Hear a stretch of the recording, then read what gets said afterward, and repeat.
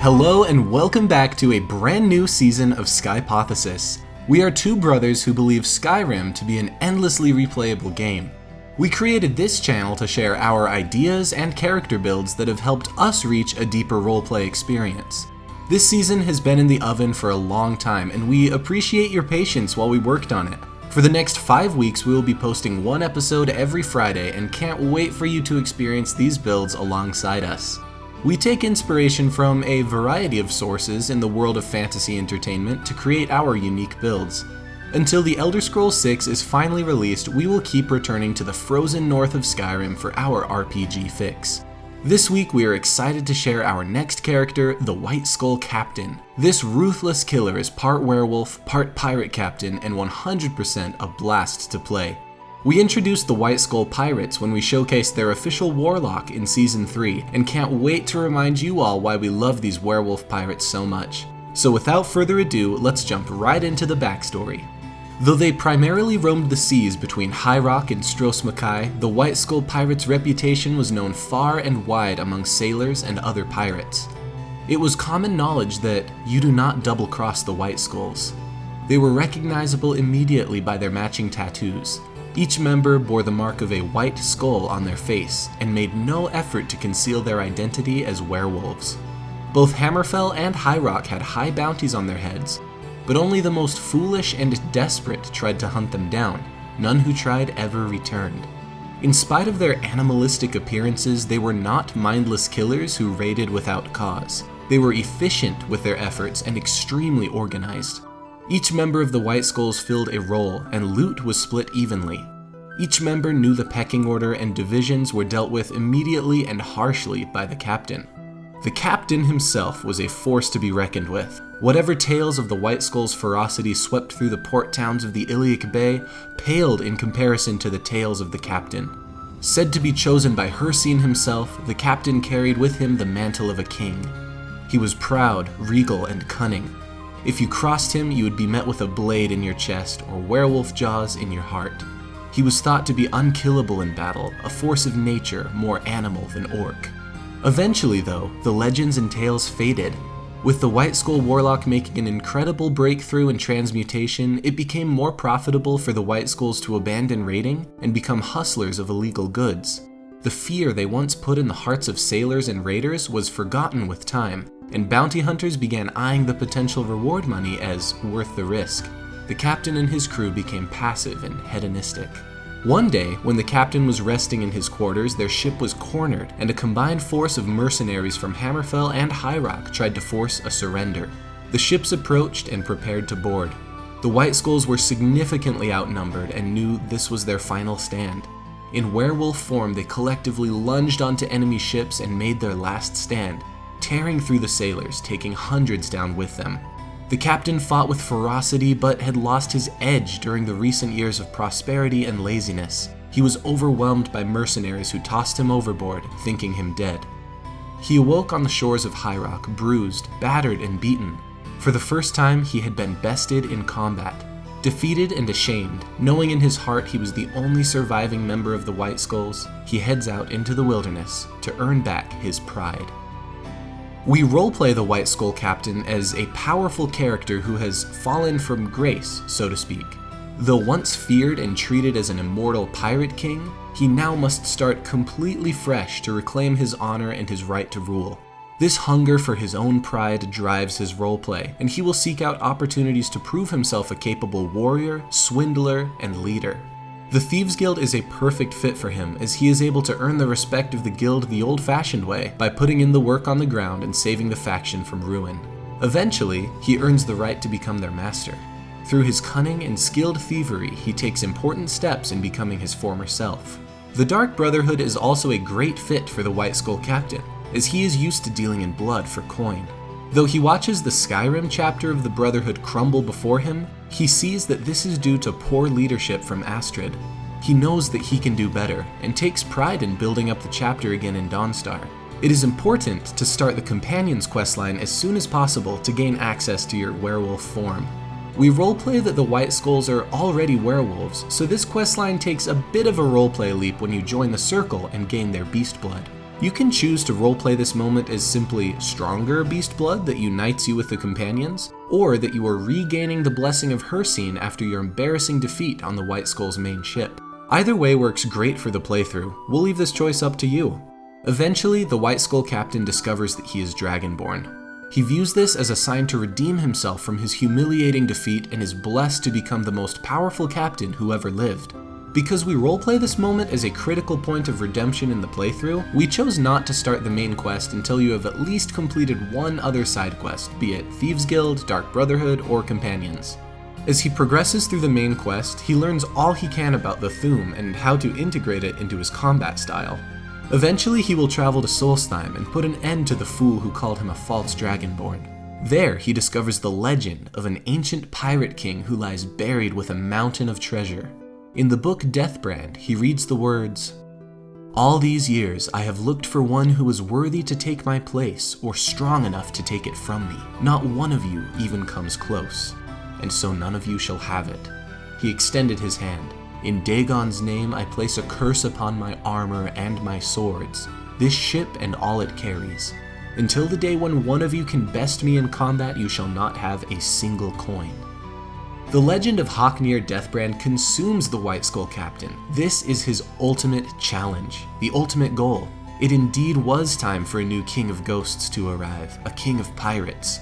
Killing Haknir is the most important part of this playthrough, and the penultimate moment of pride and honor for the Whiteskull Captain. After killing Haknir, taking his swords, looting his treasure, and returning victorious, he can finally forgive himself for letting his crew down.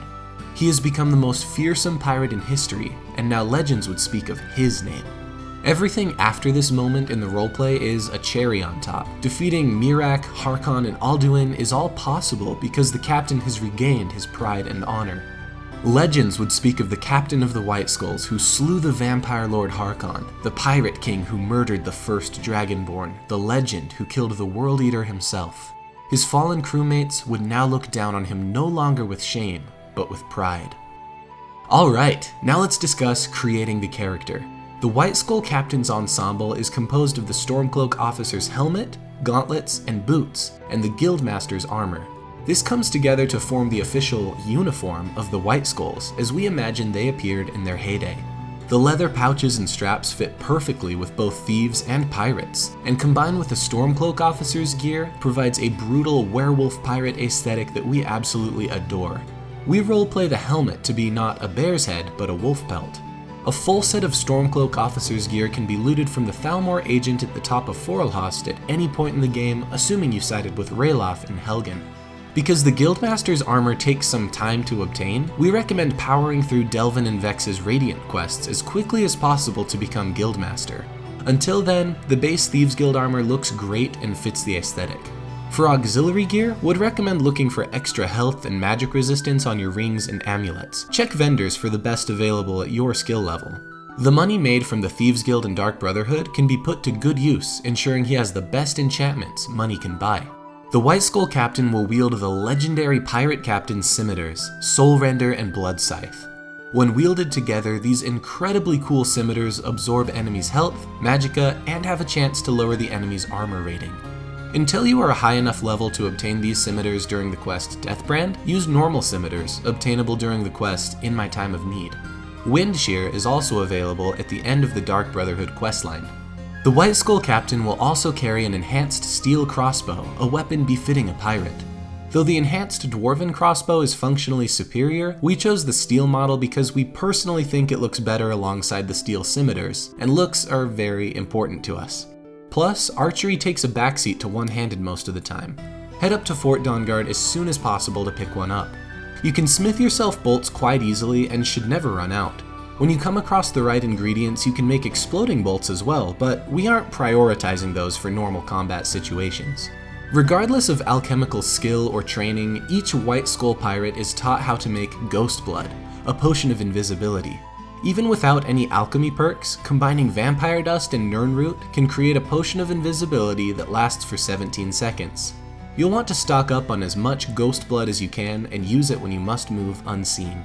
For shouts, the Whiteskull Captain will make the most frequent use of Unrelenting Force, Become Ethereal, Disarm, Marked for Death, and Whirlwind Sprint to close gaps. Elemental Fury will be a useful shout while leveling, as you won't get your enchanted scimitars until level 36. Alright, now let's discuss stats and perk spread. We leveled the Whiteskull Captain with a ratio of 2 health to 1 stamina. For the Standing Stone, we will be using the Lord Stone for the extra tankiness that still applies while in werewolf form. Finally, we chose to play as an orc, both for roleplay and the amazing racial ability Berserker Rage. When activated, you deal double damage and take half. This ability will be a staple in your playthrough, can compound with beast form, and allow for some awesome bloodlusted carnage. By the time you hit level 40, you will want the following perks. In one-handed, take all 5 in Armsman, both in Dual Flurry, Dual Savagery, Fighting Stance, all 3 in Bladesman, Savage Strike, and Critical Charge. As you can see, we wanted as much damage as possible from the one-handed tree, which only gets stronger with Smithing and Berserker Rage. We will also be heavily perking the Archery tree to allow the Whiteskull Captain to take down ranged enemies like dragons with ease. Take all 5 in Overdraw, Eagle Eye, and 1 in Steady Hand, Power Shot, Quick Shot, 1 in Critical Shot, Hunter's Discipline, and Ranger. In Smithing, take Steel Smithing through Daedric Smithing and Arcane Blacksmith. These perks are needed to improve Blood Scythe and Soul Render at the Grindstone. With High Smithing, you can also vastly improve your armor and therefore your survivability. Be sure to drink a Blacksmith's Potion before smithing up your gear. Finally, in Sneak, take all 5 in Stealth, Backstab, and Deadly Aim. Though he longs for the thrill of open combat and the lust of blood, he is also smart and calculated and knows when to kill and move unseen. These perks help immensely during the Thieves Guild and Dark Brotherhood questlines. If you plan to play past level 40, perking the Light Armor tree will give you access to the amazing perks Unhindered and Windwalker. Alchemy is a good option as well, though this isn't a poison build. A constant supply of healing potions will be helpful.